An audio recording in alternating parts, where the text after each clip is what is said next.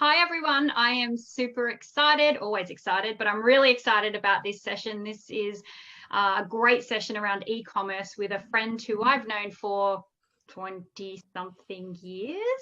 The Been going, I fabulous, think. the fabulous Brendan Gillen, who was named in Australia this year in the top 50 e-commerce superstars in e-commerce. So hi Brendan, how are you? Yeah, I'm great, Danny. How are you? I'm good. I'm good. Thank you so much for doing this session. I know in the Raw Awards this year, we've got so many e-commerce businesses that are seeing such a shift because of what we've been through this year with the coronavirus. And there's been a lot of old school businesses that were bricks and mortar that are now scrambling to get their businesses up online, where most of them never used email or had a website prior to coronavirus. So, but for those playing at home who don't know anything about you, are you able to do an introduction and tell everyone just a little bit about who you are and what you do? Yeah, of course. Yeah, thanks. So yeah, my name is Brendan Gillen. I've been in e-commerce probably for about 11 years now. So currently looking after brand Superdry. I think I'm sporting their t-shirt today after I went for a run. So I'm in my sporting gear. But yeah, so I'm head of e-commerce for Superdry Australia and New Zealand. So I've been here for about 2 years, and prior to that, I worked for some other global brands such as 2 and then Petstock Australia as well. So some huge brands there. And then early in my days, I worked for brands such as like Hard Yakka and King G. So some really iconic Australian brands. And I've always been in e-commerce. Prior to sort of working for those big brands, I ran my own digital agency where we built websites for small businesses, focusing on sort of the tradie market, which was really interesting because a lot of tradies, as you know, never were really getting online. It's definitely changed now. The technology has helped these guys get online really well. So I started off building websites, and now I've just sort of migrated into running online businesses and working for these huge brands. It's been lots of fun. You've always been like into computers. I remember way back in the day, you were like onto websites and doing cool stuff. But I guess the industry's changed so much. It is the fastest industry, I think, in the world in terms of how quickly things change. I feel like one second I have a handle of my, social media and my ads and all of the rest of it. And then I wake up the next day and it's like, bam, it's changed and it's all crazy again. And I don't know what I'm doing. Do you have any advice for people around the changes that are happening now and the challenges that we're seeing? Business owners that have had e-commerce businesses prior to COVID, are there anything that they should be looking at with their own e-commerce platform to get them really kind of jazzed up instead of just sort of becoming one of many? Yeah, look, I think the problem that's happening now is that obviously e-commerce has taken over every type of buying right now. So every business has moved into e-commerce. I was down the high street just before, and I noticed even our local pub is now doing online ordering. And I'm like, I've never thought I'd see the day that the local pub would be doing deliveries. So everything's turned into e-commerce now. So really, the advice I have is just sort of stay the course and stay focused. Because there is so much sort of noise out there in e-commerce, you've not only got agencies vying for your business, but you've also got all this new technology that is trying to make your business better. But really, my advice is try and stick to 1 or 2, 3 key things that currently works for your business, and just go all in on that, as opposed to try and find the next shiny object to try and make your business better. Like, do what you do well and just do it really, really well, as opposed to go out and say, I'm going to try 10 things and just do them all pretty mediocre. As much as there is all these shiny objects and there's all these opportunities, just stick to what's working. And then if that's working and it's going well, let that run its course and then start moving into things over time. So don't try and do everything at once, I guess, is sort of my advice on that. That's brilliant advice. And I think we all feel that as business owners because we have so many platforms that we can tap into. There's YouTube, Pinterest, Facebook, Instagram, TikTok, so I love that you say stick to what you know and you do well and do it better than anyone else, instead of trying, I guess, to spread yourself too thin, because you're right, you don't get the best out of yourself and you're only one person or a small team or even a big team. Is there anything that you feel that we should be looking at in terms of, it's self-admitted, I don't really understand the back end of websites as much as I used to. Because of the changes, I just haven't kept up with my businesses. And there's a lot of people in your industry, Brendan, that would make very big claims about, oh, I'm going to make you a 6-figure business or a 7-figure business, or we can create the funnel and we can create the algorithm. But there's a lot of people that sort of sell that hard sell. Is there any advice around trying to filter out somebody that's just a shit talker, for lack of a better word, and actually finding the right people? Is there any advice around, because it's really daunting. I mean, I came to you, I was like, look, I got to build a new website, I've got no idea what I'm doing, I've got one product and I've got to create the right funnel. And do you think it's worth really trying to educate yourself in this space, or you should just leave it to people? I think it's a combination of the two. I guess, probably two parts of that question. The first one is, how do you weed out, I guess, the shit talkers? Look, I basically say, look, have you done it before and can you show me proof? And if you have done it before and you have got the proof, then there's something there. And often those guys will be really limited in their capacity and only take on, I guess, clients and not be out there sort of prospecting and trying to win clients. So sort of look at what they've done in the past, and is it actually a nice fit to your industry? So if you're in sort of, obviously you're in the baby space. If this person's not in the baby space and say they're in personal training or athletics or something like that, what fit do they have to help you in your industry? Because every industry is a little bit different. The baby space, the marketing for that's going to be completely different to someone that is marketing sort of, barbells and gym gear versus someone who's marketing, teething toys. So find someone that fits in your space and has done it before, not someone that has seen other people do it before and is trying to teach something that, they think they know how to do. So really they need to walk the talk, I suppose, and put the money where their mouth is the first point to that one. But I guess the second one in terms of, sorry, I've forgotten that second question. Can you repeat it to me, Danielle? So just about, should we take the time to kind of learn these things? There's lots of courses and some of them are really expensive and they're quite techy. So they do take a lot of brain juice. Is it okay for us not to understand the back end and the tech stuff? Yeah, it definitely is. So when I coach my clients, I talk to them and I sort of say, I want you to understand it. So I want you to know enough about it so that you don't get taken advantage of. So, a great example with you're playing in Shopify. So you're looking at that, you sort of understand the way that sort of works. But the next step is, can we hand it over to someone and be able to understand what it is that they're doing, not how they do it, because, the technical skill takes a long time to learn, but just sort of understand what they're doing and understand, so from a marketing perspective, understand the numbers you're looking at. So what you spend versus what you make, what your return on that spend is, with the development time, how much they're charging you versus the output they give you. So just sort of understanding it is really important, but not knowing how to do it. So I think it's good to know a little bit about a lot, but not necessarily be a specialist in any of those areas. By the way, I'm only on Shopify now because of our conversation, because prior to that, I was totally WordPress and knew what I was doing. And now I feel like a duck out of water, scrambling to try and figure it out. But you're right, Shopify is a great platform. So I guess in that, if I could take you back, Brendan, like even if I could take you all the way back to, almost the high school days or the end, when we're coming out of school and you're going into that first kind of career, what advice would you give yourself now, knowing what you know about the industry and the way that we do things?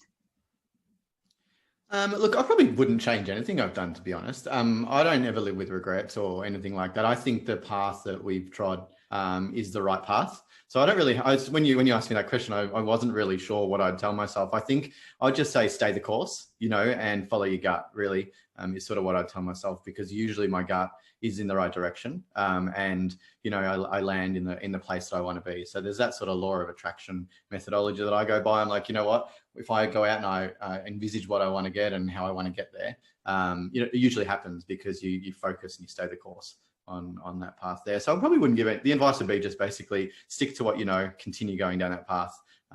And don't change direction and look for those shiny objects. Yeah, great. I'm a big believer of law of attraction too. I think it's, you've got to kind of put out there what you want. Is there anything that people can be doing in their e-commerce businesses right now to kind of, I guess if you've had a website or you've dabbled in that e-commerce space, are there any things that we should be doing right now that are going to help us tomorrow so that we can kind of be a bit more prepared for what's coming? I guess there's so many changes. Yeah, look, there's a couple of different ways I look at it. Is when I look into a new e-commerce business, or the first question I'll ask an e-commerce store owner is around their metrics. So e-commerce is all about the numbers. I know it doesn't sound as pretty as the front end of a site, and all the beautiful creative we make for the sites and the beautiful products we sell. But at the end of the day, it's about the numbers. How many visitors are you getting to the site? How many of those visitors convert to sales? And then how you're getting those visitors to the site. So really what I would say is have a look at where your current customers are coming from, and can you increase the amount of traffic that comes from those sources. So as an example, if you're getting all your customers from your email list, increase the size of your email list. If you're getting all your customers from Facebook or Instagram, go really hard in on that. So basically look at what's working and continue doing that really well. A tool that you should be using all day, every day, and it's a tool that us e-com guys just live by, is Google Analytics. You probably all have it installed, and you would, but you probably look at it and go, oh my God, what are all these numbers and all these graphs? But if there's anything you can do, learn Google Analytics, because it helps you learn about your traffic. It helps you learn about the behavior on your website. It helps you learn about what people are doing. It helps you learn about what pages are broken. It just tells you everything. It's like the inside of your business. With e-commerce, we don't get the opportunity to talk to our customers as much. We're an online business, and we talk via chat or email and occasionally phone, but really if you had a retail outlet, you can see the way people walk around the aisles. You can see them pick up the item off the shelf and look at it and put it back down. But with e-commerce, we don't get that opportunity. What gives us that is Google Analytics. To be honest, it has everything in it. I know, a lot of you'll be using WooCommerce and WordPress or Shopify or Nido or Wix or whatever it is, and they all have their own little analytics platform. But definitely Google Analytics is, you speak to any e-com manager or anything like that, that's our tool of choice. So if there's anything, learn that, because it'll help you make the right decisions. It'll help you make the right choices, choose the right people, spend the money in the right places. Really, that's sort of our tool of choice. And you know what? It's free. It's awesome. So that's why I recommend it. Brilliant advice. I'd love to know, Brendan, how often should we be investing in our e-commerce platforms? How often should we be rehauling our websites, refreshing our websites? How often is, how often should we be doing it, I guess? Is it a yearly thing? After our conversation, I've convinced so many people to go from WordPress to Shopify. and it's all the cost of doing that, having people having to come in to do the development side of things and make sure your back end and everything all sings and is great. But how often should we be doing that? Yeah, look, it comes back to the numbers. Honestly, what we do at Superdry every day is every morning we'll pop in and we'll go, how do we trade yesterday? What are the numbers we need to make today? And the key numbers we look at is how much traffic we're getting. What's the average order value? So how much people are spending with us on the site? How many are converting? So if we get 10,000 visitors a day, of that percentage, how many are buying from us? And then we start looking at other stats. So we go, well, if those stats aren't where we want them to be, what is it that's causing those? And is it maybe our website needs a refresh? So maybe our product page doesn't look very well, so people are bouncing off that. And that helps us make decisions on when we need to make some changes to the site. So we don't ever do big changes. We do small changes over time. So there's a methodology in tech that's called agile methodology, where you just make small iterative improvements over time. So that's all we do. So we're constantly testing. So one day you might see our product page and it has an image on the left and a blue button. The next person might see a green button. The next person might see a yellow button. And then what we do over time is we have a look and change it to what gets us the numbers that we want to get. So in terms of changing your site, I think it's just constantly evolving it over time to get the results that you want. So change, measure, change, measure. And the way you measure it, again, is with Google Analytics, which is why it's the tool that we use all the time. So if we change our website, we then look at analytics and go, well, has it made an improvement that we want it to make? And often what we find is that the changes we think are going to be amazing because they look beautiful might not always be. I love that you mentioned the Google Analytics and really understanding it from the business owner's perspective, because I think that's something that when you hand it over to somebody else to interpret for you, it's just an interpretation, whereas if you're the one that understands it and spends a little bit of time. I mean, I've just started looking again and trying to get my head around, the different things. And it is like I feel like I'm getting my doctorate. It's not stuff that comes easy to me, but I think if you take the time out to do it when it's quiet and you can focus on it, it starts to sink in and starts to resonate. But you're right, it makes a huge difference in understanding your customers without being able to see them in the physical sense, and then being able to tailor your e-commerce platforms to suit the customers that you're attracting. we talked about the changes that have happened over the previous years, but I mean, where do you think we're going to be in 5 to 10 years with this industry? It's booming. Like the penetration for e-commerce over the last sort of 12 months prior to COVID was sort of penetration of the Australian market was like 9 to 11%. Oh, no, less than that, sorry. In versus retail, it's probably like 7 to 9%. And we had penetration of people shopping online. A recent stat over the last 6 months shows it's shifted to 18%. Obviously, it's because shops are shut, but what we're predicting in the industry, it'll drop down a little bit, but not much. So we're going to be seeing this penetration of, say, 15% of people shopping online now. And that's of all ages. So originally it was sort of us younger generation, or I think we can still say that, Dee. I don't know that we can say that anymore. We're like pushing 40, Brent. Yeah, I don't know that we're that generation anymore. We can say we're youngish, right? Yes, we can say that. But yeah, we're starting to see, like, you know, and it was purely out of necessity, but we're starting to see, you know, a lot of older people shopping online. So my parents, my in-laws, they're all now shopping online, and I actually really liked it. So I think the shift is the trust is there now. So originally there was no trust for shopping online. You know, do you give your credit card over the computer? But that's gone away. So people trust it now, which is really good. So really where it's shifting, I suppose, is how do we match that personal experience that we can give to people at market stalls or in retail outlets or expos? How do we give that online? And so the shift is going to be, people are going to continue to shop online. That's just going to happen. But then for us to compete in the market is how do we make our experience really good? So it's not just about delivering a parcel to a person, but it's about delivering them a gift and a nice experience through the shopping of the website. It's beautiful. The delivery of the goods is beautiful. And then the post-purchase service is really good. So it's thinking of it from when they find your site to when they purchase to when they get their little package on their doorstep. I know when I get packages, which they're happening every day at the minute, like it's exciting. It's like Christmas. So I love the packages that turn up when you shopped really late at night. There's a couple of people, Kate Curry, who I know will watch this on the replay, and I laugh about this every day. She sends me photos of, you know, the things you buy and you think you're getting this, and then it turns up and it's this big, or, you know, you bought a rug for your floor and it's this size, and you think, what am I doing with my life? But you're right, everybody's online. My nan is shopping online. Like, who knew she even knew how to turn a computer on? But it's happening. Scott Morrison, I know you shared that, is talking about e-commerce in our country right now. So, you know, when those people and in their age bracket are talking about e-commerce, that the shift is, you know, I think even going to hit it again. I think, you know, it's definitely going to change. You mentioned trust, Brendan, with being developed between a brand and a customer.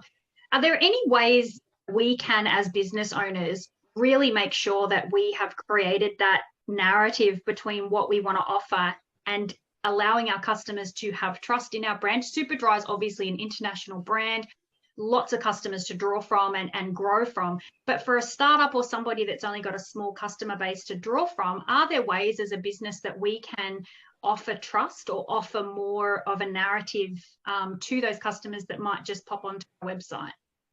Yeah, I think one of the things, the reason people open online stores is, you know, they want to sell a product or something like that. But really, at the end of the day, you're selling a brand. People buy products if they're innovative and new. But if you have a product that is like same, but a little bit different, how do you differentiate yourself? And the only way you can differentiate yourself is putting yourself out there. So I think the biggest trust factor for an online store is creating some humanization behind it. So you know, who's the face behind the brand and who's the face behind the product you're selling. So one of my clients I coach, they run a coffee business, and they're a small batch coffee roaster in Melbourne. And as we know, Melbourne is probably the home of coffee in Australia. It's the most competitive market in Australia. So it's like, how do they get heard in that market? So it's all about them putting themselves forward and saying, we're a family roaster, we're who we are. And that builds trust and connection with the people. You know, originally the trust was all about having credit card symbols on your website and we're a secure website, but it's not anymore. It's about being able to put a person behind the brand. Because you know that, you know, if I want to buy some teething toys for my babies, I know it's Dee. I know that it's her, and if I have a problem, I can reach out to her. And that's, for a small business, that's really what you want. For large global brands, the trust is in with, you know, large retail network and, you know, infrastructure that goes behind. But for the small brands, you need to know there's a person there, and it's not someone drop shipping from China that is just trying to make a quick buck. So really, it's just, the trust is all about putting yourself out there, your About Us page, having a picture of you holding the product, you know, telling them your story, and just letting them know that this is a human brand and it's a small business. I ran a little eBay store at one stage selling like accessories for phones. And I had one guy had a really bad experience because Australia Post didn't deliver the parcel. And I reached out to him and said, look, I'm really sorry. You know, this is just a small business. I'm running it from home as a side business while I'm working. And originally he was really angry and like, I can't believe this, you're ripping me off. But when he heard that it was a real person behind it, and I'm a family just trying to make a little bit of extra money on the side, he was really nice because he was able to connect through the whole noise of eBay that, you know, they're actually mum and dad sellers at the end of the day that are trying to sell products. And that built that experience, and he shopped with me a couple more times purely based on that. So I turned a negative experience of him wanting to, I don't know what he wanted to do to me, but he wasn't happy, turning that into, you know, a positive experience of him recommending to the friend. So I think just don't be afraid to put yourself out there really is what I'm saying there. And that builds the trust.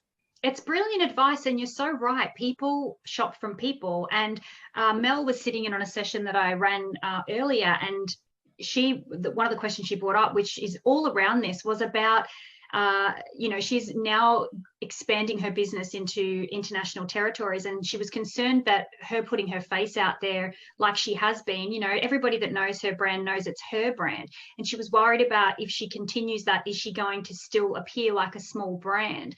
But like you just said, people buy from people, right? And that's what's going to differentiate her from the masses of competitors that will be in her market. So it's great advice. And it does reduce conflict, because when someone knows that it's you and you have that face value, they're less likely to tear shreds off you or leave bad reviews. And drop shipping is such a huge thing in our country right now that it gives you the edge if you're the brand owner and you put yourself out there. Do you have any advice for people that might be scared to do that? Like, are there ways that, you know, we're so self-critical, like we're pushing 40B. So like, you know, you wake up and you think, I'm rocking some COVID kilos, my hair's a mess, I haven't seen my hairdresser for 6 months, and you don't really want to jump on. Well, you don't have that problem, but I still have that problem. But you have these like self-doubts. It's all that, you know, are they going to take me seriously? They're just going to think I'm nobody. Are there any tips around being able to do that if you're not the kind of person where you want to be on? You know, are there other ways that a brand can essentially create a brand persona or a face value without actually having to be the face or get on lives? Yeah, I think there's probably a really light touch way, which is more just about the story of the brand and being, you know, so if someone researches, they find out that it's a human brand, as opposed to being the face and, you know, out there selling. So it's more like it could be as simple as an about us page with your photo on there, and a photo just saying, this is why I started the brand, this is why I believe in it, and this is why it's in market, but not necessarily going out on Instagram every day and doing an IGTV or TikToking yourself or doing anything like that. It's just more about just, this is who you are, and sort of leave it at that. If you don't really want to be, you know, people aren't comfortable on video, they aren't comfortable talking and podcasting and spruiking. Some people that's really natural to, but other people, you know, just let them know that there is a human behind it. That's probably, I guess, the most light touch way. And then, you know, then it's easy for the people to see that, you know, we can trust this person, but they may not actually be, you know, you might not be able to contact them personally or anything like that, but you just know that it's born from this person. Yeah, I love it. And we talked about when I called you about, you know, creating a new website for a brand I have. One thing that was really clear to me is you were really passionate about qualifying your customer in your customer acquisition funnel. For some people, that's going to go over their head. For other people, they understand that. Are you able to just sort of make that sound simple so that people understand how to qualify the right customers? Because I've talked about this before in our membership club, where it doesn't have to be like your customers aren't everywhere. You don't have to sell everything to the whole world. I'm sure Superdry have markets that they can't penetrate. They're not going to sell to potentially a 6-year-old if you're not selling anything that appeals. So how can an e-commerce business really hone in on that customer acquisition and getting the customers to their website? And then what's the easiest sort of way to create a funnel? I mean, that's probably a loaded question that takes a lot of, you know, brain juice, but I guess trying to simplify it so people can just start thinking about who their customer targeting, you know, their audience is. Because, hey, it's getting tougher, right? We're up against like businesses that are pumping in money now to e-commerce because their shops are shut. Target are pumping in huge amounts of money. So anyone that's a handmade business now has Target money to go against if they don't get this customer acquisition and the funneling right. But I mean, the question really is there a way to kind of explain how to best kind of start looking at, really niching that down for your brand rather than trying to fish too big? Yeah, look, my business coach summed it up super well for me. And he said, don't be the biggest in the world, just be the biggest in their world, right? So I found that a really nice way to sort of learn about niching. So just have a think about, okay, so if we're in let's use the coffee guy for an example. So he sells coffee in Melbourne. It's the best place to sell coffee, but the worst place to sell coffee. So he needs to niche down. So we need to identify, and an analogy I say to him is, when you're at a barbecue and someone says to you, why should I buy your coffee? What answer do you give him? What makes you different to someone else? And that helps you define your niche. So niche defines, I guess, the interest that someone's in, and then sort of, the demographics that they're in. So, his answer was, so we're moving him into being a coffee for the family, not necessarily a coffee for the hipster or the cool coffee, or the, the coffee that, is, $300 and it's bought from Bali and it comes out of a cat. I'm sure you've all heard of that coffee. But so we're saying, here's the coffee for the home, and it's the coffee that you can picture sitting around having breakfast with your family, and your wife has a chai latte, you have a coffee, and your kids have a baby chino. And that's the sort of, we've niched it down into a sense that we don't go for the hipster with the beard that rides the fixie to the coolest cafe in the world, because that's a trend, right? So we want to build sort of a little family base. So in terms of niching down, just have a think about, can you picture your customer in your mind? If you've seen them walk down the street, could you approach them and offer them your product and they'd buy it?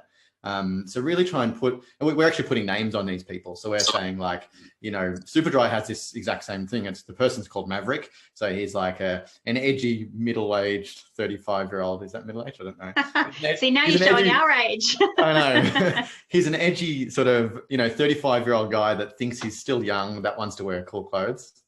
And I think, so we know who that guy is, right? And so what I recommend people to do is try and work out who is the person that you sell to. If you're at a market stall, if you have a small market business and you see the person walking through the market, you know who they are. You don't try and sell to everyone, just sell to that one person. So don't be the biggest in the world, just be the biggest in their world.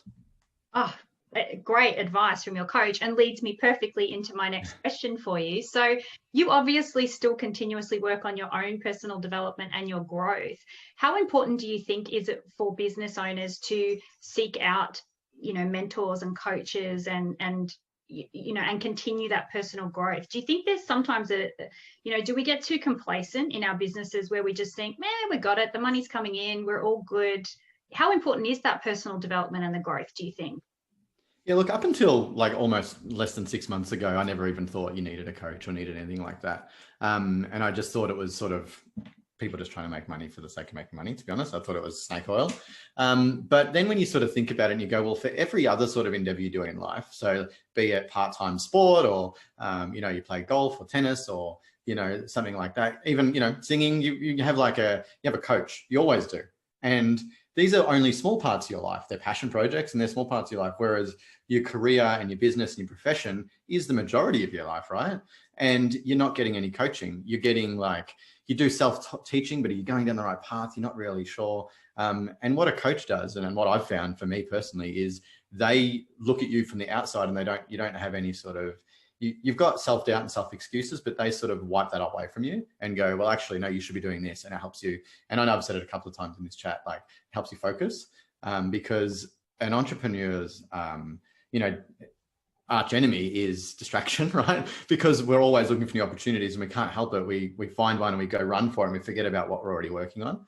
So I find a coach is great for focusing in on where you need to focus your attention. A bit like, if you're, you're playing tennis, they're going to help you with I don't play tennis, but I'm guessing your backhand, or they're going to focus on something that's your weakness or your strength, and they help you with that. And same comes to your personal and professional life, is they will look at you and go, okay, well, you're really getting distracted in this area and it's not actually helping you at all. If you're learning to play tennis, you're not going to go and squat, 100 on the bench at the gym. You go to work on your swing. So it's a bit like making sure that they guide you in the right direction. You set some goals and they help you get to those goals. So I think coaching and personal development is critical in this space, especially in the e-commerce space. It's moving so quickly that you can easily get distracted. And I do all day, every day. But, as long as you've got goals set, and you try and stick to those goals, you can get through them. In terms of personal development outside of coaching, you've got to always be learning and look what's happening out there and just try and take from it what you can and see how it fits into your business. Yeah, I love it. I think we used to joke back in the day that we were like Homer Simpson, oh, something shiny. And we'd be like, we got to go to class. Oh, let's go down the beach. Yeah. I guess, how do you obviously you're working from home like everyone else. You're Melbourne based, so you're in lockdown. You've got gorgeous girls in your house.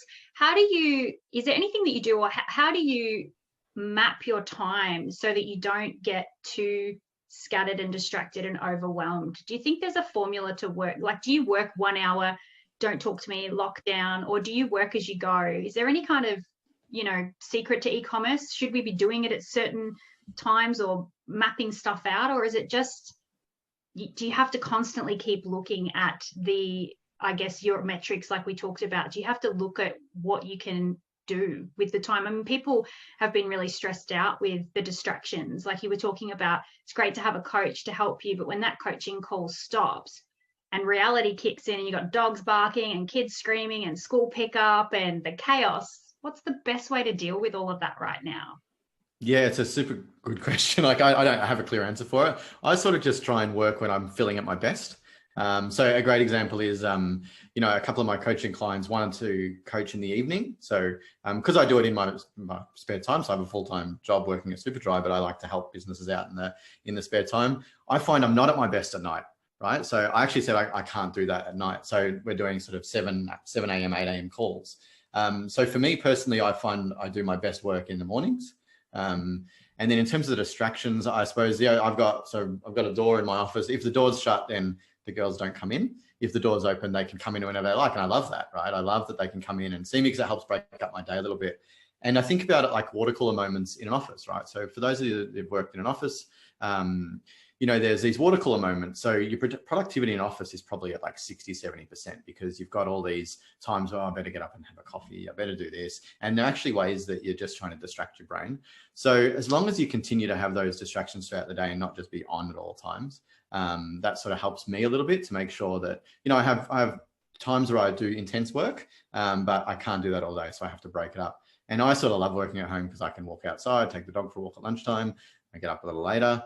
It's really nice. But the key is to turn off. Like that is the biggest part. You do have to turn off, and if that's putting your phone in a drawer, shutting the door and just not listening to anything, definitely do that. But in terms of keeping time of things, I'm just going to show you my notepad. I operate just checklists. So I just run a checklist. I just have little squares and I write a task. And all I'd like to see is that little tick. And I just tick it all the way through. I tried going digital with Trello and checklists and boards and Asana, but you know what? Having a notepad and just writing it down is sort of how I manage my day and just make sure that I just checklist everything on my notepad. And that's it. It's as simple as that. I don't have mornings where I journal and do all meditation and all the other sort of stuff like your Tim Ferrisses and everything say. It's just more about just do what works for you. And if you feel you're getting things done, then just keep doing it. So see, the top 50 e-commerce business mind right here will tell you notepad and a pen. I'm exactly the same. I can't do the digital. I like the tangible and the physical and ticking. And I hear constantly when I listen to people speak and they're like, oh, get this app and get this app. And I think I have too many apps already. I just can't. So I'm glad you mentioned the notepad and pen, because I think sometimes we think, are we not we're not serious? But I mean, you're in e-commerce, so, you've got it. And well, here we go. Michelle just said, I can't live without my Trello board and sticky note app. It keeps me, in check and accountable with the reminders. So I guess people work different ways too. There isn't a one size fits all formula. So I would use, just to caveat that, so I use checklists for my personal, so my day-to-day workflow. But for projects, I will use an app. Yeah. So, and Trello is definitely my app of choice. So well done. Notepad, pen, Trello. I got it. Exactly. I'd love to open it up while I've got people here. I know there'll be a couple of burning questions. I'm going to throw to Mel first, because I feel like that question that we tapped on earlier in another session, I hope that was solidified and answered again for you, but feel free to ask another question. Mel's got a great Play-Doh based company. Brendan has 2 girls, by the way, so sell this moment. But I'll hand it over. Thank you. And you know what? This has been a really good session for me to listen to. And just one thing that I've really just suddenly picked up is when you're talking about the coffee company just now, you kind of mentioned what what are they selling, who are they selling to? And I always like to say I've got like, you know, beautiful scented, non-toxic Australian handmade Play-Doh, but the reality is kids play with wild dough longer. And I've just suddenly, that just became clear to me on this call, and that's my phrase. But in saying that, the big thing that I've been struggling with lately has been the fact of me being like the kind of behind my brand, the face of my brand, and people who follow me know that Mel is wild dough. And I guess that your view on this also would be really helpful in terms of how to kind of then continue to elevate that and not just continually, I guess, just appear to be in the trenches of a small business is another thing. I mean, this week I've been covered in flour for 4 days straight, and I've shared that and people love that. And my market are mums, and I'm a mum. But I also feel like that sort of stuff, suddenly someone will be starting to look at me going, oh, they're just like a little business that smells covered in flour the whole time. So I guess, I'd love to get your take on how to take something like that and really make it work for you. And, you know, am I just being overly cautious that I care about people thinking that I'm always just covered in flour? Yeah.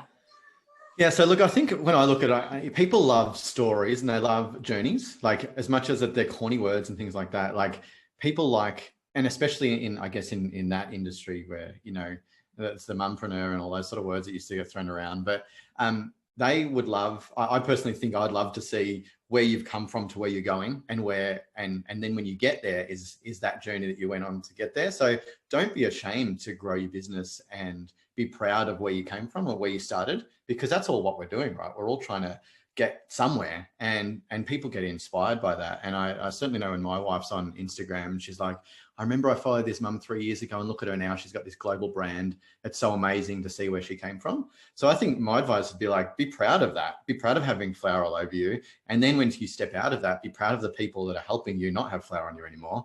And then be proud of your team that you're building. And then be proud of how far your brand's gone. So it's almost like having it is having a child, right? When you've got a business, like they were a little baby that I have to change the nappy. I don't need to change the nappy anymore because I've taught them how to go to the toilet. And then, you know, now they're growing up and they're going to school. And so that's sort of treat your brand similar to that, I think, and be proud of that journey and tell that story. Like that's a story you should be proud of. Yeah, really good advice. It really is a journey. And I think people do appreciate that. I just keep forgetting that it's a journey, I guess, and think about where we are now. So yeah, thank you. Nice. And I love that you've just had your aha moment, Mel, where you've found your definitive angle of why you are different. I have to say, Brendan, I agree with Mel. When you did the description of that coffee house in Melbourne, I was like, these are my people, because it is exactly how I am. And, you know, I have coffee with my family. My daughter has a baby chino. So I love that you've given that advice, because I think that's going to resonate with a lot of people who are now going to really start thinking about who they're targeting, the visual, not just the words. So yeah, you got it now, Mel.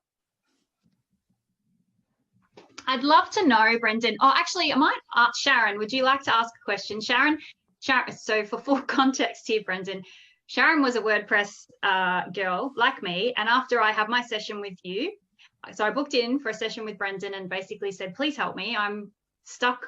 Should I stay with WordPress with this product, or should I move? And he said, everyone should be on Shopify. So I went the next day and I bought Shopify, and then I told Sharon, and Sharon's done exactly the same.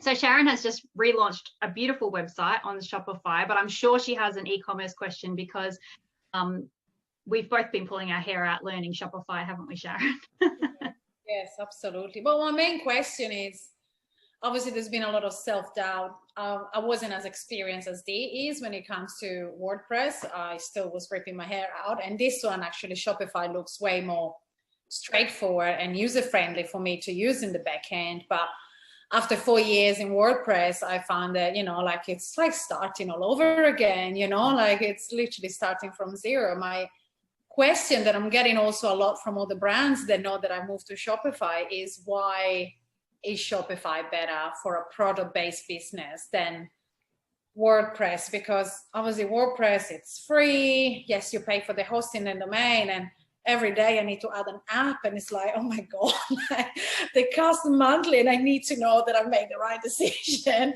that I should be on Shopify for a product-based business, you know, that is going to be worth the investment, which I know you have to invest to get the return. But yeah, what's the big thing that Shopify? Yeah. So when I started in e-commerce sort of 10 years ago, we were building sites from scratch, and I reckon 90% of my job was building websites and fixing sites and making them all technical. And then as we went through, it became less and less. And, you know, I've had WooCommerce sites and I've had Magento and Salesforce and all the brands. Once Shopify came along, I didn't have to do any of that. Like 10% of my day was fixing a site and building a site. 90% of my day was running and growing a business.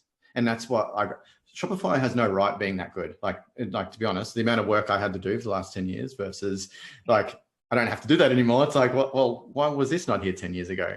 So yeah, there's the whole, like, it's not as, you can't create it as easily and as, you know, as much change that you can make in WooCommerce or WordPress. Like, you know, you can be real granular in your change, but that's sort of good because you don't need to. Like, people will just go to their shop. They don't necessarily go there and they choose your site because it's the most beautiful. They choose it because it's the easiest to use, it's the easiest to find the product, and it's easiest to buy from, and it has the right message. If you think about Google as an example, when you go to Google, is one of the biggest companies in the world. It has thousands and thousands of products, but when you go to google.com, you see one thing and it's a search bar. So they have a really simple site and they have a lot of technology behind it. But the reason I choose Shopify is it makes me not have to care about technology as much anymore. And my site doesn't go down as well. Sometimes it does, but it doesn't go down as much. It doesn't break as often. It just works. Like, it's like an Apple versus an Android. Like, it just works, which is my advice there. So when I tell my clients, use Shopify, it's because then I don't have to worry about technology. All I can worry about is actually driving traffic to their site, converting their customers and selling their products, not why is this app not working the way it should. Yeah, that makes sense. Yeah, I found that as a consumer, when I'm on a Shopify store, I love it because I don't even have to enter my details, you know, like I'll be like, hey, do you want to do the autofill? Here's a code, and it autofills everything. So on that side of it, I'm like, oh yeah, of course, like it makes sense to make it so much easier for the consumer. But yeah, it's just getting adapted to something new and a change, which, you know, we'll get there eventually. Yeah, you will. And this is me telling her, like, yeah, join the Shopify party, having no idea what I was getting myself into either. But we're there. And in that too, Sharon, I think looking at the feedback from your wholesale account that have been using that back end, the feedback's been brilliant, so user friendly. So I think I guess that's where the investment is worth it, where it's the experience from the consumer, because we are so distracted. You know, we've got so much choice now that if something bugs out on a screen or it doesn't scroll or I'm off and I'm going somewhere else. So yeah. I'd love, do you have any resources, Brendan, that you could recommend that people kind of tap into? I will definitely plug your group here because Brendan started an e-commerce group and I wasn't sure that I could share it publicly, but he told me at the start of this session before we recorded that I can, and I'll share that link in our raw entrance group too. But are there any other resources that you kind of tap into to kind of stay up to date with things as they change? Or, I mean, we don't want to listen to Scott Morrison, right? We want to know, like, we want to know what the good stuff is. Yeah, look, to be honest, it's just joining Facebook groups, to be honest. That's where I'm finding most of my my sort of new things that are coming up. So there's probably two things. One is Facebook groups are really good. So there's a lot of e-commerce training groups. So my one's the e-commerce training ground. It's a private community only for people that have online stores. It's very small. There's only like 80 people in it right now. It's slowly growing, but I'm very selective with who I let in because you can get pitched to a lot and I just don't want people pitching in my group. So there's sort of that. There's a couple of other ones. Shopify Australia, I'm an admin there, and that's a huge group. It's like 15,000 people on there. You don't have to be a Shopify store owner there. You can just be an e-com store owner. It has lots of advice. And then to be honest, I love my podcasts. Like, podcasts are the best. Like, honestly, I know it's the current generation's 3AW and Talkback Radio, but I really love it. And a couple of e-commerce podcasts I'd recommend is the Unofficial Shopify podcast. I know I've said Shopify a lot. It's got nothing to do with Shopify. It's you just get paid every time you say Shopify, Bren. You know what? I don't even have shares in Shopify. I really should, because the last 6 months, the amount of times I've recommended people to go on there, I should buy some shares. But yeah, so the Unofficial Shopify podcast is awesome. It's based out of the US. I'd recommend that one. And I listen to that every week. It's really, really good. Yeah, sort of that. Just have a look for the ecom podcasts. They're really, really good, all of them. E-commerce Mastermind, I think that's one that is by a girl in the UK. She's really, really good as well. And then just sort of stay abreast of things like that. So YouTube's really good, but it's starting to get a little bit, you know, a lot of drop shipping, sort of selling your stuff type thing. So it's hard to find the good stuff through YouTube anymore. But yeah, that's my advice: Facebook groups and podcasts.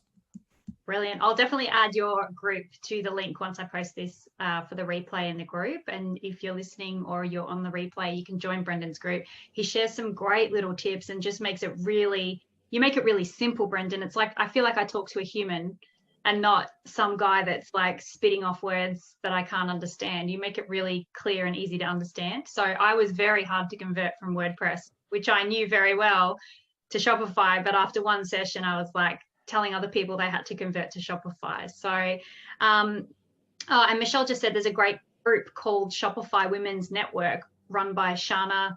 Oh, I'm not even going to pretend I know how to pronounce that. Shana Imsarovic. Sorry, Shana, if that was wrong. I just wanted to wrap up with you, Brendan. I want to say thank you again so much for your time. I know that there's been so many moments here during the session today where people have been nodding and just, you know, things making a bit more sense in that e-commerce space and what we should be looking at, where we should be looking to, and things that we can do right now. I wanted to thank you again for stepping up this year to be a 2020 Raw Success judge. Know that it wasn't an easy task for the judges this year, but I'd love for you, nobody knows, by the way, which category that you judge. So secret squirrel, even if they think they can guess. I'd love, just as a final, you know, piece of advice, reading some of the applications, or when people are sort of entering awards and things, what do you think the most important thing is for people to, I guess, articulate when they're trying to, you know, deliver the message of their personal brand or their business or whatnot, you know, when entering awards or just in general? But I guess linking it back to what you've seen in the raw judging, are there any kind of tips around what people can do? I'm about to release the top 5 this afternoon, or it'll go up this evening, sorry. And if people don't make that top 5, I guess some advice around what they can come back and do better. Yeah, look, I think it comes down to sort of what we were saying earlier around why the product exists and why your brand exists, and why you're different from someone else and who it really suits. So sort of connecting those dots, you know, not just another Me Too brand, you know, as in what makes your brand a little bit different, your product a little bit different, and then, you know, who actually started that, I think is really just connecting those sort of dots is really the way, I guess, you start your business to sort of foundation so you can scale. That would be, I guess, the underlying tone I'd love to hear from more of the entrants. Well, I think Mel got hers today, Mel. So next year you'll have a new tagline. I can't wait. I want to thank you again for everything. You're a total rock star. On a personal note, you're just such a good guy, Brendan. You give so much of your time, your brain juice. You've been in this industry for such a long time. You're such an honest wealth of knowledge. You don't just, we've mentioned it, you don't shit talk. You just tell it how it is, and you've got a really natural approach. For anyone that's listening today or on the replay, I will definitely show you how you can connect with Brendan if you want to do a session or, you know, inquire about potentially work. He's also got a wealth of knowledge in other network members that he can refer you to in different areas that might be outside of his scope too. So thanks again, Brendan. You're a total gem. Thanks, Dee. It's been heaps of fun. It was great chatting to everyone. Loved it. And we'll be in touch. I'm super excited. Hope next year we can do a full-blown event and you and Kath and the girls can come to a Raw Success party, like a Coachella for business, and we'll get everyone there. So love it. Yeah, cool. Appreciate your time. Thanks so much. Thanks No worries. everyone. Anytime. Bye. Bye.